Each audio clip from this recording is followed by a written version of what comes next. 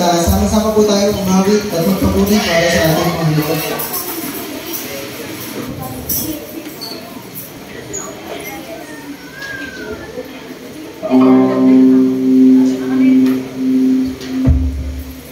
And good morning po. Sumigawa mo na ngayon kayo naniniwala na Lord can do anything sa buhay mo. Amen.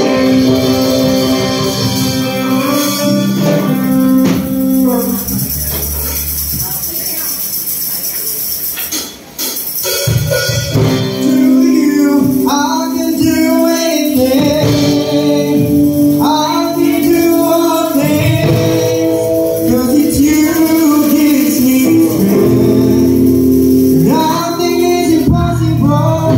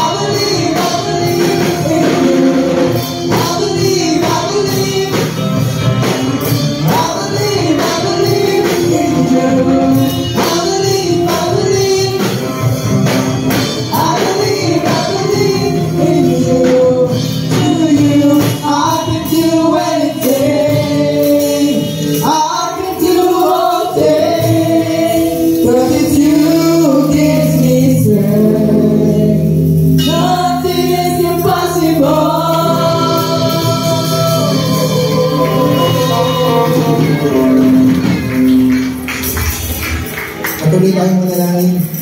Lord, salamat sa umagang ito. Lahat ay isusuko namin sa iyo dahil alam namin, Lord, na ikaw ang pangunguna at ikaw ang bahala sa buhay ng bawat isa. Sabi nga, Lord, drive mo ang buhay namin. We surrender everything to you, Lord.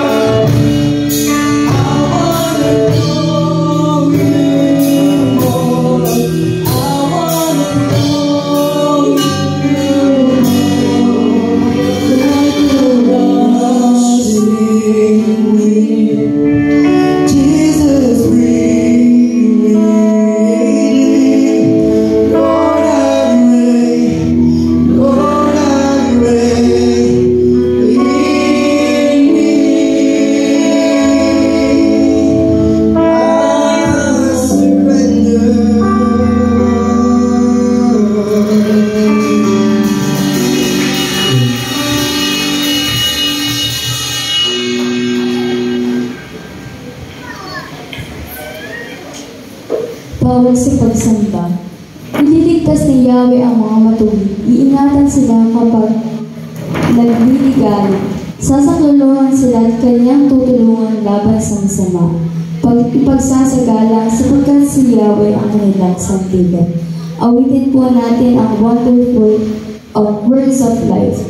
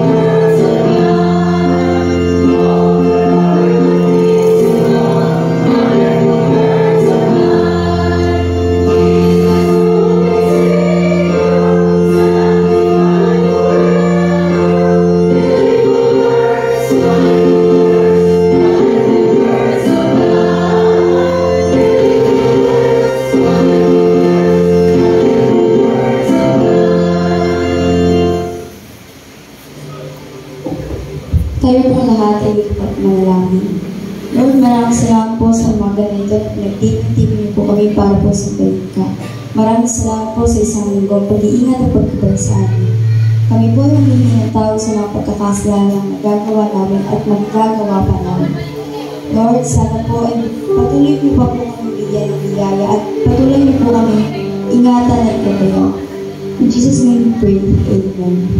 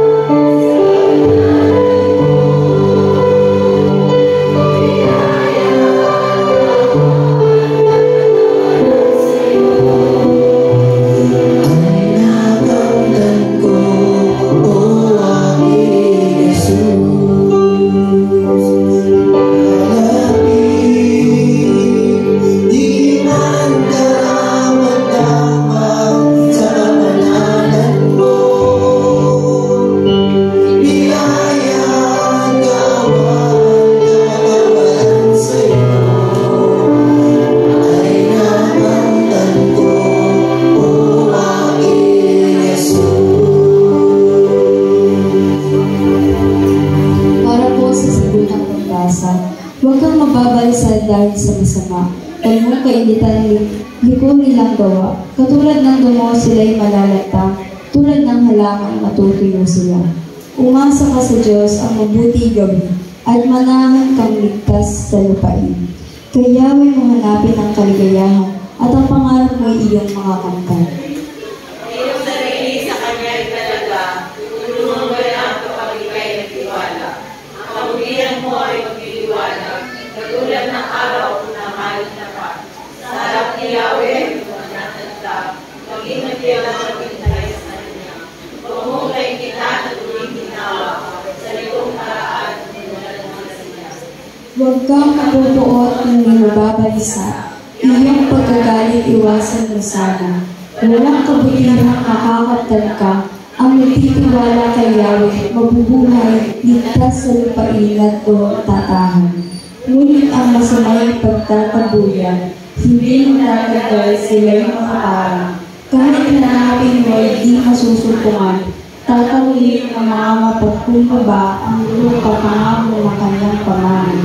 At sa lupang ito ng napakasagana, ang kapayapaan ay natatanggap niya. Ngayon naman po ay pakinggan natin ang awit ng mga bata.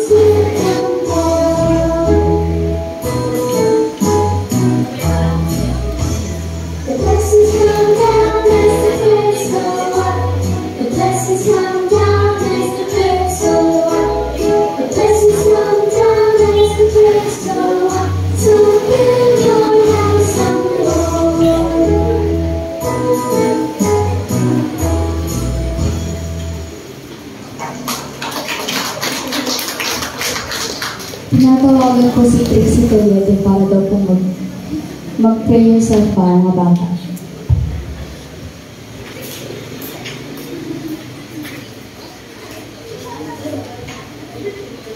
Para po yung mga langit. Lord, maraming salamat po sa buhay ng mga bata ito na patuloy mo pong ginagamit upang magpuli sa iyo. Lord, ingatan niyo po sila sa kanilang paglalaro at pag-aaral. In Jesus' name we pray, Amen.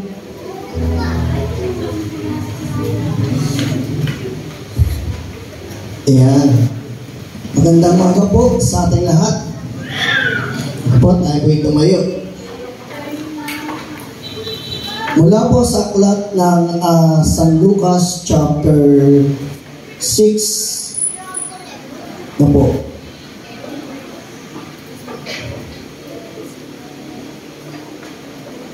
Luke chapter 6 beginning verse 27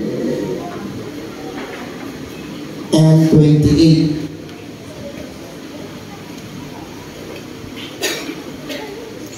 Sabi po dito, ngunit sinasabi ko sa inyo ang mga sinasabi ko sa inyo, na mga nakarinig sa akin. Mahalin ninyo ang inyong mga kaaway, maging mabuti kayo sa mga nagagalit sa inyo. Pagpalain ninyo ang umalipusta sa inyo at idalangin ninyo ang mga maglulupit sa inyo. Sama ko na po yung verse 29. Kapag sinampal ka sa isang pisngi, iharap mo ang kabila. Kapag may gustong kumuha ng balabal mo, ibigay mo. At kung pati ang damit mo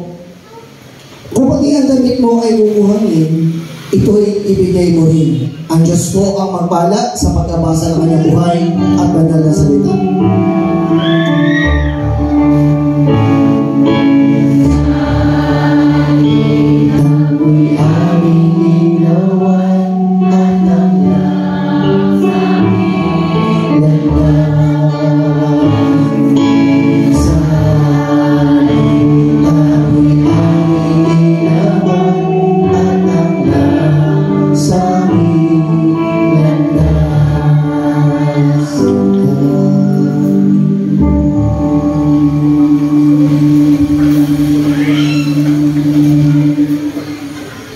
Sige po, tayo po ay patuloy na dumako sa ating paghahandog para sa ating Panginoon.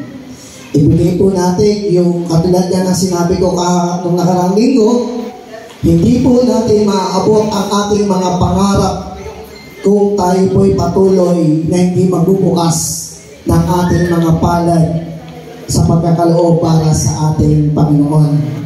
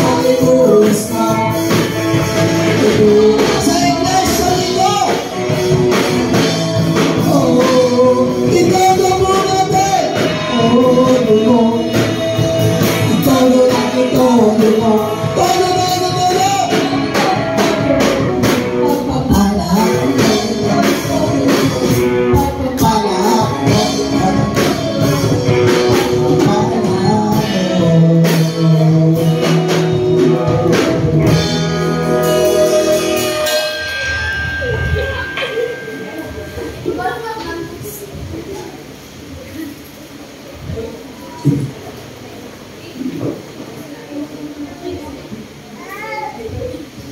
Diyos, patuloy po kami nagpupuri at nagpapasalamat sa iyo sa bawat biyaya at pagpapala na aming tinanggap. Dalangin po namin na nawa ang biyaya ito ay patuloy na mapagbigay kaluguran, kalulatian at karangalan sa iyong pangalan.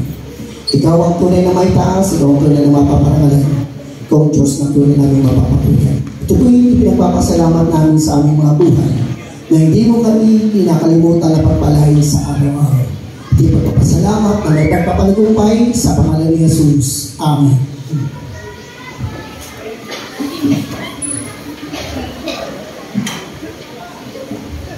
Ang ginawan po natin ang isa ng awit ng mga choir.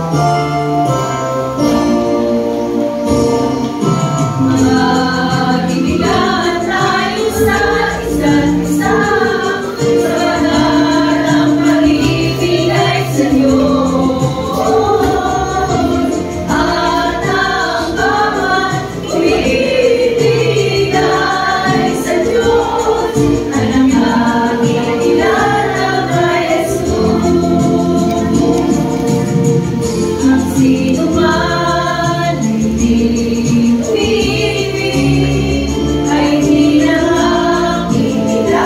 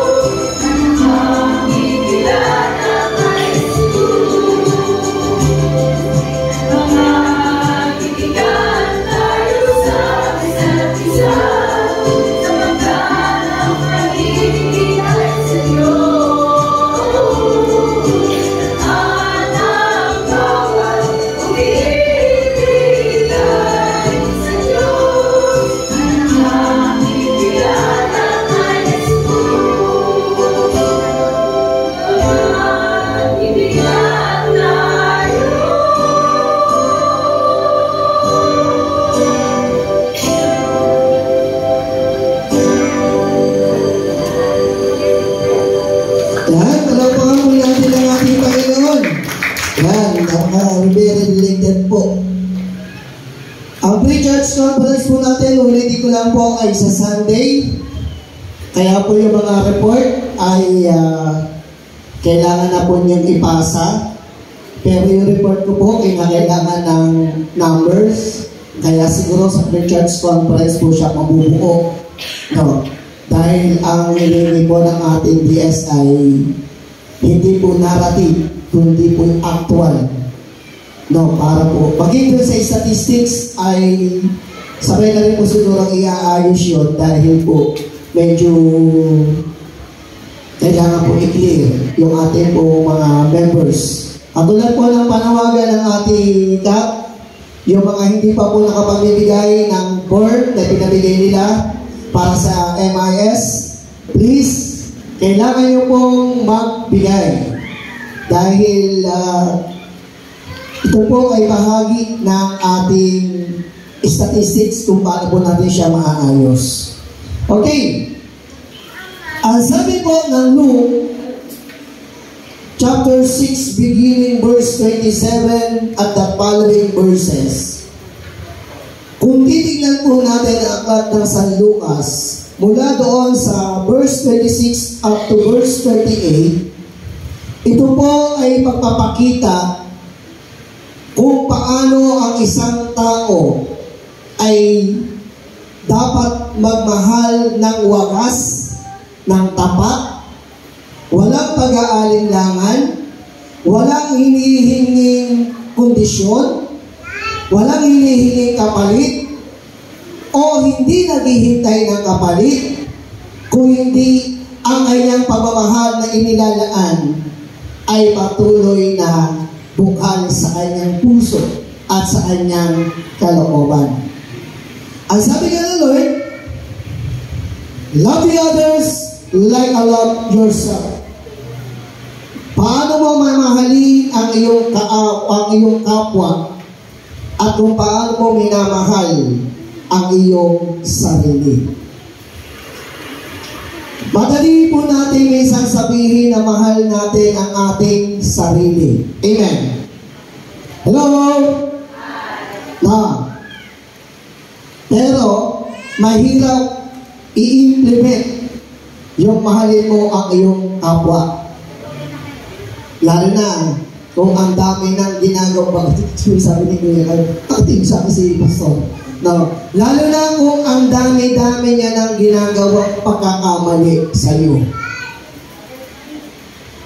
Ang laging tagabili ng Lord sa atin, yung tanong na, Panginoon, ilang beses po ako magpapatawad? Ilang beses po? Sabi doon, is 77 times. 77 beses. Dami, no? Eh baka sabihin natin, Pastor, sobra-sobra na. Sa 77 beses yung ginawa namin kapitbahay. Eh di umulit kayo sa simula. Ulit kayo sa simula. Bilang ulit kayo 77 beses. Pag nagsumabra ulit, pag kuha ulit ngayon, ulitin nyo ulit. Alam mo sinasabi ng word sa atin? Sabi doon, dito sa ating mensahe sa aklat ng San Lucas, una, ang sabi doon, salitang pagpapatawad. Sabi doon sa Colossians, sabi doon, kung paano pinatawad ng Diyos ang inyong mga utang sa pamamagitan ni Kristo, ganon din naman ang inyong pagpapatawad sa isa't isa. Masarap ang nagpapatawad kasi sa hindi mo nagpapatawad. Kayo nga, pag pumupunta ng palengke, pag sinabing 50 pesos, ano sabi nyo? 40 na lang!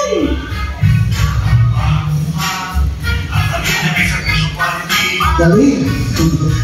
Sino yun? Mario?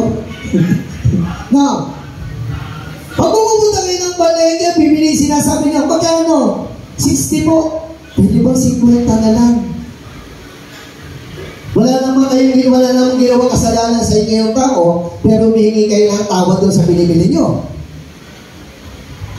Kung kayo nga nag-SM, kung pwede nga lang kayo humingi ng discount sa SM, hihingi kayo ng discount eh. Di ba? Pero kung minsan nagbibiro, pag napupunta ako ng SM, parang titingin lang ako eh. Titingin lang. Tatanong ko, sasabihin ko doon sa sales lady, wala bang discount to? Di ba? Kaya sabi ng Lord, kung paanong tayo'y pinatawad ng Diyos, higit yung dapat yung kanyang nilikha, yung kanyang mga nilalang ay dapat higit na marunong magpatawad. Laging nagiging thought po natin, yung Diyos niya nakapagpatawad, tayo pa kayong mga tao ang hindi makapagpatawad. Hello? Diba?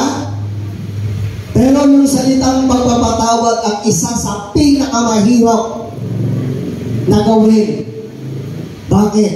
May kalaban tayo eh. Alam niyo kung ano kalaban natin? Yung pride natin. Pero yung pride niya to, hindi to nagiging chicken. Yung pride niya to, hindi to naipipirito. Yung pride niya to, pwede siyang makain, pero hindi siya natutunaw. Kaya yung kataasan ng tao minsan, o madalas, yun yung nagiging dahilan kung bakit hindi tayo nakapagpapatawad sa ating kapwa. Ano pa sabi ng Lord? Sabi ng Lord, yung salitang pagpapatawad, yung pagmamahal sa iyong kaaway o iyong kagalit. May mga kagalit pa po ba kayo? Amen. Walang sumagot. It means meron pa. No? No, kay Justin, no? No. Kay Justin, nadamay ako ah. Okay, ang sabi doon. Sabi ng Luke chapter 6, verse 35, ngunit kung nagmamahal sa inyo ngunit kayo'y magmamahal sa inyong mga kaaway, ay gawin ang lahat ng mabuti sa kanila. At mamutang kayo na hindi inaasahan ang bayad. Naku, ito pa mahirap. Upang maging mga anak kayo ng pinakamataas na mabuti at mapagbigay sa lahat. Ang nagiging problema po natin, kaya po tayo nagkakaroon ng kaaway, lalo na pag may mga nangungutang. Nangungutang na hindi marunong magbayad. No. Ito yung isa sa nagiging problema. Pero ang sinabi po ng teksto natin, pag may nanghiram sa iyo, kalimutan mo na. Huwag mo na. May mga nagre-react sa harap eh. Huwag na, huwag. Kalimutan mo na yung mga nangutang sa iyo. No. Sabi doon, para bang inilista mo siya sa tubig. Na after mong mapahiram, malulunod. No. Hindi mo na iisipin kung ito'y mababayaran o hindi. Alam niyo po, sabi ko nga, meron pong nung nasa Lord of the Harvest kami, kaya wala naman po siya nakilala dahil sa parang beauty contest po siya, pero money contest. Nilaban po namin si Bunso. Dahil gusto niya. Gusto lang, tsaka napilit siya ng teacher niya. Di lumaban po kami, nanalo sila. Doon ko lang siya nakilala. Nakipag-close ka lang. Ano totoo yung pagiging close? After po ng coronation night nila, January po yung, yung piyesta po sa Newton. After po ng February siguro, nangutang.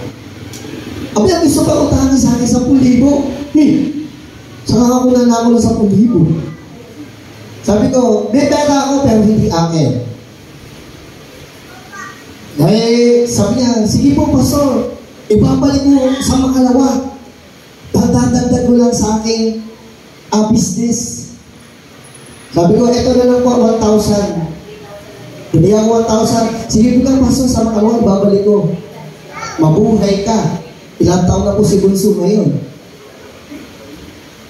Mula po nung siya ay hindi ko nagkakamali kung 8 o 9 years old. O sabihin na natin 10 years old.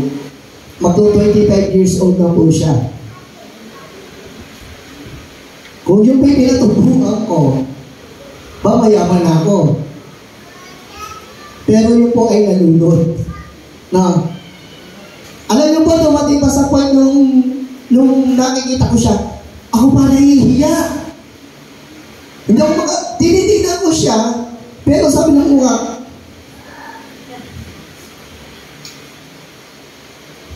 pero sabi ng Lord, sa ating teksto, pag nagpahiram ka,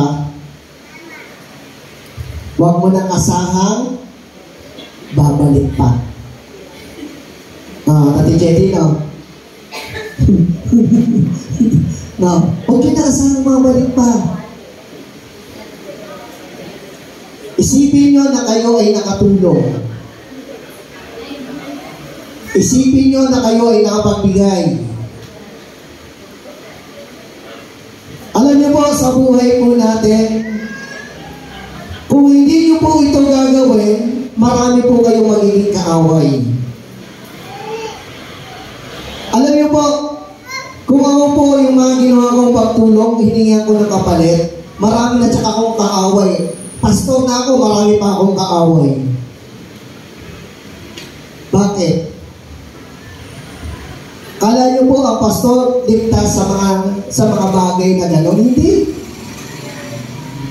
Nung isang araw, dalawa. Yung dalawa na pagbigyan ko, yung isa hindi ko na pagbigyan. Wala na naman yung gusto ko. Kulang na ako sa budget eh.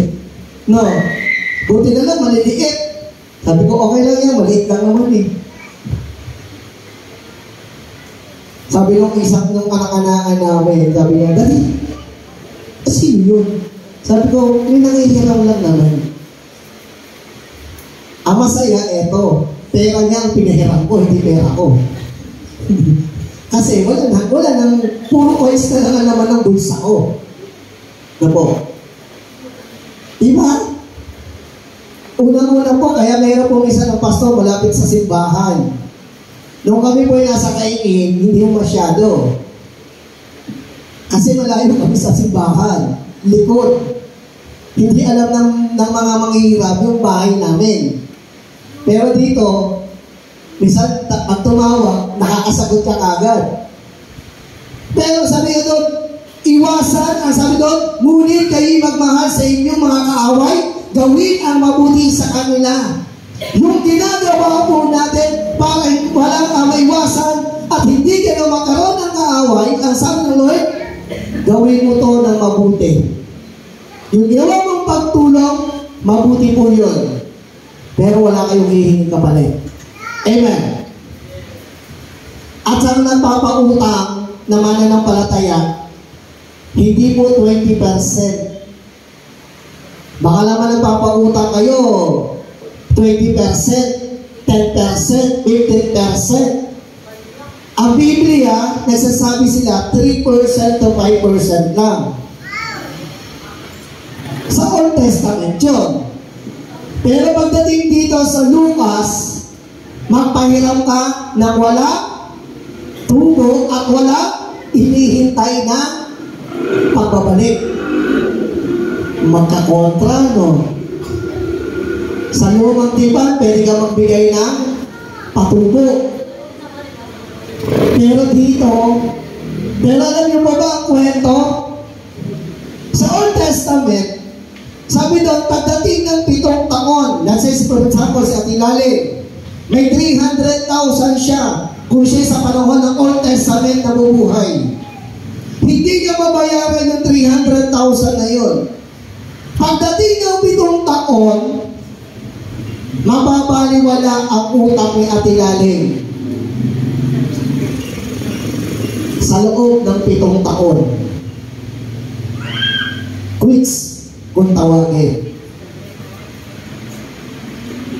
Kaya sa susunod na after ng 7 taon, pwede rin siyang mangutang. hihintay lang ngayong another 7 years. Kung ano yung iutang mo, mababaliwala lahat po yun. Sa atin, iba. Pag ikay nangungutang, pag hindi ka marunong magbayad ng tubo, ano nangyayari? Nagpapatong-patong. Yung 100,000 mo, yung 5,000 mo, nagiging 150,000, nagiging 250,000, pero ang pinag-ulan, 5,000 lang. Kaya kung sisundin po natin ang banal na kasulatan sa aklat ng San Lucas, sabi doon, mawawalan ka ng kaaway at matututo kang magpatawad. Pangatlo, sabi doon, sabi dito sa aklat ng San Lucas, pagpapakita ng awa. Diba, maralalo ngayon, maraming street children. Yung minsan, yung mga pulubi. Pag nagbigay ka, huwag ka nang magsasalita. Tayo minsan, pag nagbibigay, bigot eh. Kinas-taas mo, hindi mo trabaho. Diba? Pero ang sabi ng aklat ng Santiago, maging matulungin kayo sa mga nangangailangan at huwag kayong mag-aatubiling tulungan sila. Sa Biblia, ang binibigyan pansin dito yung mga balo. Yung mga balo na patuloy na kinakailangan ng tulong. Pero yung mga balo naman natin, mas magaganda pa damit sa atin, eh, no? Para hindi kailangan ng tulong eh. Tignan naman si Ate Lale. Nakaperlas pa yan. Paano mo tutulong mo yan? Di ba? Pero sabi ng Lord, ang nangangailangan, ang tinutulungan sa Biblia ay yung mga balo, yung mga walang inaasahan. Yung doon tayo nagpapakita ng awa, doon tayo nagpapakita ng habag, doon tayo nagpapakita ng pagmamahal. Amen. Kaya kung may magkukulang man sa inyo, o may mga bagay na yung mga balong kapatid natin sa pananampalataya, lumapit sa inyo, pagbigyan nyo, kaya lang, tumating yata talaga sa time noon, may nag-request, kaya lang, hindi ko na, sabi ko, hindi ko nireplyan. Wala naman ako ibibigay. Wala akong may tutulong pa sa kanya. Pero sabi ko, someday, matutulong ako dito ang tao na to. Kaya sabi ng Lord, yung maging mahabagin tayo sa ating kapwa. Huwag yung tignan po ito ang aspeto, ang kalalagayan niya. Kahit may kakayanan siya. Kung nangangailangan siya, what for na hindi nyo kayang tulungan o hindi nyo matutulungan. At yun yung sinasabi ng Santiago sa atin, na tayo bilang kanyang mga nilikha, tayo bilang kanyang mga nilalang, huwag tayo mag-atubili. And then, ano pa kasunod? Sabi doon, magpapakita ng paggalang. O yung tawag natin na respeto. Ang sabi ng Ephesians 4:2 and 3, ang lahat ng mga bagay ay gawin ninyo na may paggalang at pagmamahal. Ang tunay na Kristiyano marunong maggumalang at marunong rumespeto sa kanyang kapwa. At tulad nga ng sinasabi natin ng ating teksto o ng ating mensahe, ng ating tayang kasawagan ito, love the others like I love yourself. Mamahalin ko yung aking kapwa katulad ng pagmamahal ko sa aking sarili. Or love yourself. Kasi hindi ko pwede sabihin, mahal ko yung kapitbahay ko. Pero pag nagparingin, kung gaano kalakas yung kanyang bibig, tatapatan mo pa ng trompa para lamang gumanti ka.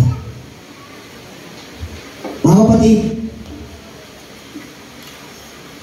ang sinasabi ng Lord sa atin, lagi tayo magpakita ng pag-unawa, lagi tayo magpakita ng pagmamahal. Sabi nga, babalik tayo doon sa 1 Corinthians chapter 13 verse 4. Mapagbata, mapagtiwala, puno ng pag-asa at nananatili hanggang wakas. Ang sabi doon, hindi gumaganti o hindi magagalitin. Mga kapatid, tandaan po natin lagi. Bagamat ang mensahe ito, may tipikal na, alam mo na yan. Bakit sinabi na naman ni Pastor? Huwag mo tayo magalit. O huwag tayo magtaka. Pero inire-remind tayo ng Diyos. Amen. Inire-remind tayo ng Diyos na baka nakakalimot ka na. Nire-remind tayo ng Diyos na baka yung mga taong nasa paligid mo, hindi mo na napapatawad, hindi mo na napapansin, galit ka na pala sa kanila at ayaw mo na silang mapatawad. Wala na rin awa, yung puso mo na yan. Dahil ang nandiyan dyan sa puso mo, puro galit, sama ng loob, paghihigante, ano pa? Pagpatayin na rin. Hindi mo nga siya pinatay, pero sa isip at sa puso mo, naku! Kung pwede lang, napatayin kita. Pero ang sabi nga ng Panginoon, kung ano yung lumalabas sa mga labi natin, siyang laman ng puso ng bawat isa. Kung yung puso mo, wala nang kahabagan sa iyong kapwa, kahit sabihin pa natin ikaw ay mananampalataya,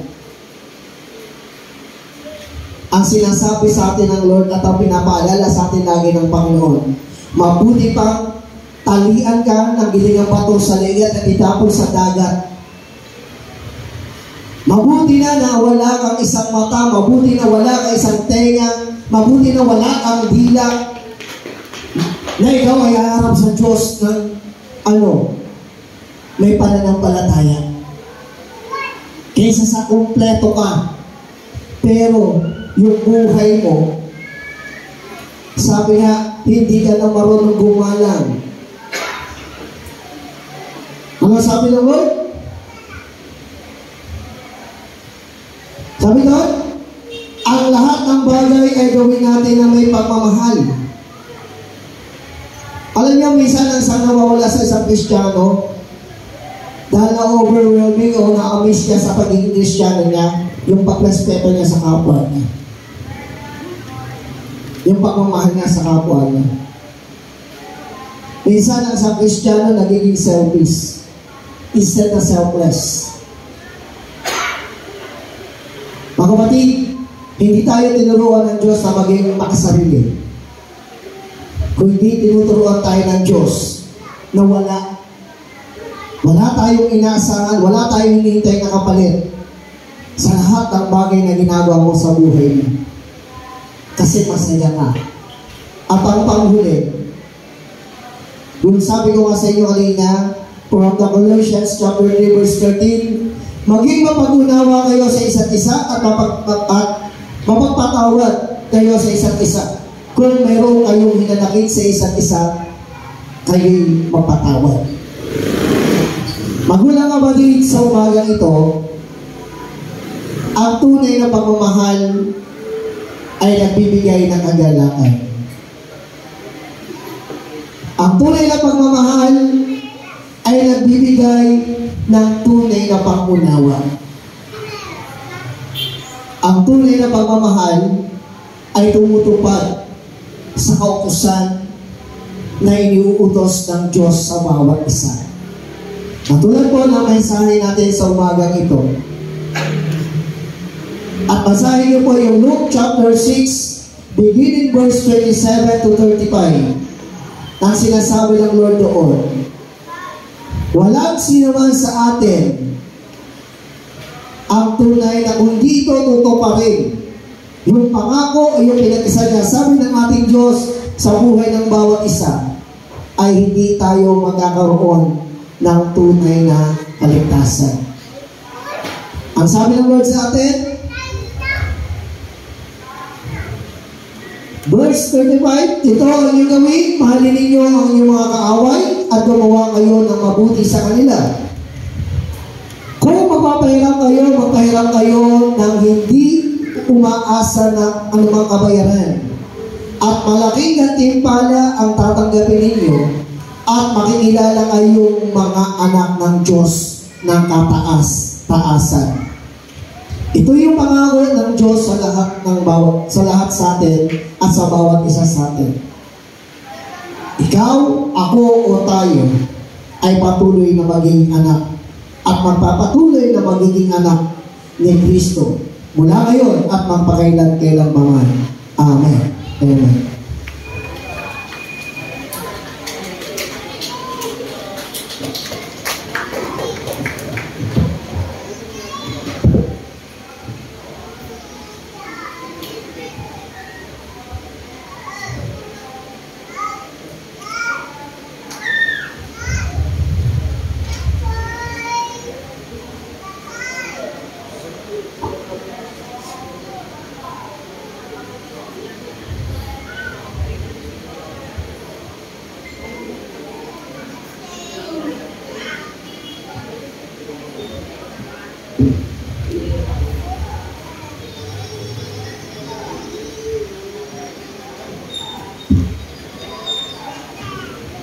Para po sa awit ng pasasalamat at pagpapalaga, ulit po natin ang For the Beauty of Thee.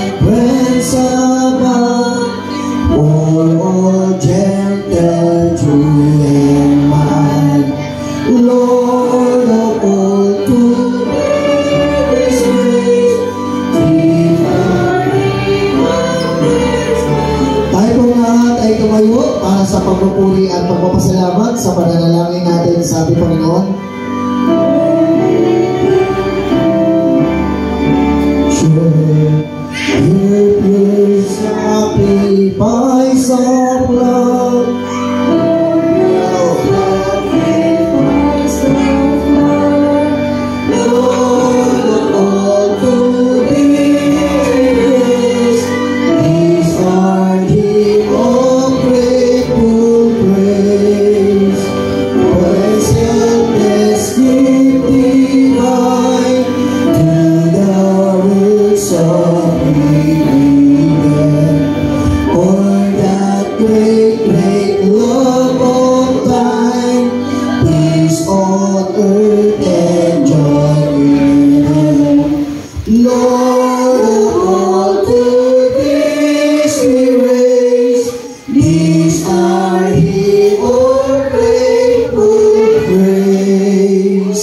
Amen. Patuloy, Panginoon, kami nagpupuri, nagpapasalamat sa dakilang pag-ibig. Katulad po ng aming narinig na mensahe. Love the others like a lover of yourself. Kung paano namin, Panginoon, minamahal ang aming kapwa, gayon din namin dapat mahalin ang aming mga sarili. O kung paano namin minamahal ang aming mga sarili, gayon din dapat namin mahalin ang aming kapwa. Sapagkat ito ang unang utos na ibinigay mo sa buhay ng bawat isa. Mahalin namin ang aming kapwa gaya ng aming mga sarili. Matuto kami magpatawad, matuto kami umunawa. Matuto kami, Panginoon, na mahalin at unawain ang bawat kalalagayan ng bawat isa. At higit sa lahat, huwag kami maging mataas o maging mapagmataas sa lahat ng bagay, kundi bagkos makita namin ang iyong kabutihan at ang iyong kadakilaan. Panginoon, sa umagang ito, alam namin na muli ito ay pagpapaalala mo sa amin. Katulad nga po ng sinabi mo sa aklat ng San Lucas, mahirap magmahal sa mga taong hindi ka mahal-mahal. Mahirap magpatawad sa mga taong hindi ka patapatawad. Lalo na kung napakabibigat na sitwasyon o kalalagayan na kanilang ginawa sa aming mga buhay. Paano namin mamahalin ang mga bagay nito? Pero katulad ng sinabi mo, una kang nagmahal, una kang nagpatawad. Una mo kaming inunawa, at una mo kaming minahal sa aming mga buhay. Kaya Panginoon, sa umaga ito, salamat sa muli mong pagpapaalala sa amin. Nanawa sa aming buhay, makita namin at mamalas namin, O Diyos, ang iyong kabutihan at ang iyong tunay na katakilaan. Salamat din sa mga anak mo na patuloy mong pinagagaling ang kanilang karamdaman. Salamat sa patuloy na pagbibigay ng kalakasan at talusugan sa kanilang mga pisikal na pangkatawan. At salamat sa lahat ng iyong mga anak na lagi mong binabantayan ang kanilang mga pang-araw-araw na buhay. Mula sa lahat ng kanilang pangailangan, ito man ay material, financial, at spiritual. At patuloy, O Diyos, nagkakaloob ka ng mga taong kumakatagpo sa mga personal ng kanilang mga pangailangan. Na hindi nila na kailangan magsalita, hindi nila na kailangan mag-explain pa, kundi isang salita lamang. Lagi naroon ang iyong pangunawa. Lagi naroon ang pagmamahal ng bawat isa. At lalo tigit, lagi naroon ang iyong dakilang pag-ibig at ang iyong dakilang pagmamahal. Salamat po sa umagang ito. Salamat po sa Iglesia ng Inaon na patuloy, O Diyos, na kami binubungod mo. Kami, Panginoon, ay pinagkakaisa mo na iisang damdamin, iisang adhikain, iisang layunin na laging may taas ang iyong dakilang pag-ibig, ang iyong dakilang pagmamahal, at lalo tigit may padama namin sa mas marami pang mga tao ang iyong dakilang kapangyarihan at ang iyong dakilang kabutihan. Panginoon, salamat po mula po sa hanay ng aming konseho, sa bawat miyembro ng aming iglesia, mula sa aming mga bata, kabataang may gulang, kababaihan at kalalakihan, nalawa ang ganitong senaryo ng buhay na kami lagi umiibig at nagmamahal, lagi kami umuunawa, ay patuloy na hindi mawaglit o hindi mawala sa aming mga puso at sa aming mga isipan. Sa iyo kami, Panginoon, nagtitiwala na sa aming paglabas sa iyong tahanan ito, bibigyan namin at dadalhin namin muli ang iyong paalala na kahit sino pa at ano pa ang bigat ng nagawa sa amin ang aming kapwa.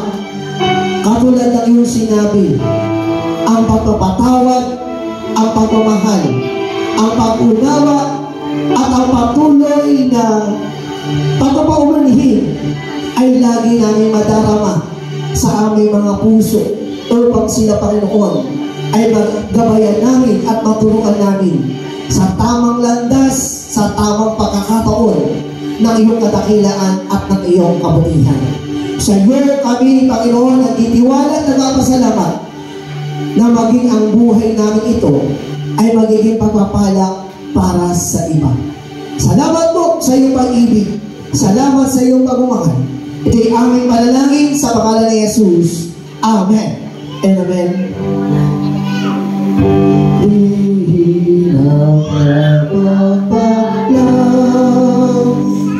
Diyos ng buong sanlilikha, purihin sa kalangitan, Ama, Anak, Diwang Banal. Mamulan po natin tanggapin ang biyaya at ang pagpapala ng Diyos sa pagsumasalangit.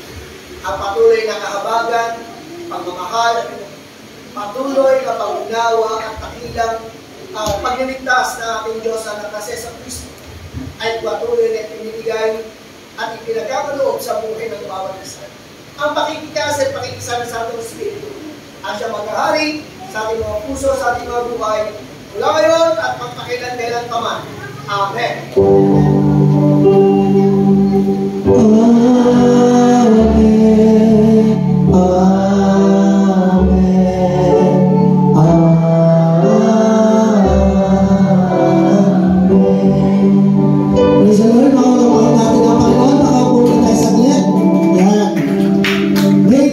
Sabay na activity po ngayon na mangyayari mamayang hapon sa ganap na alas 2. Ang kabataan po ay sa Kaingin, UMC, na may registration po silang 50 pesos. No? Ang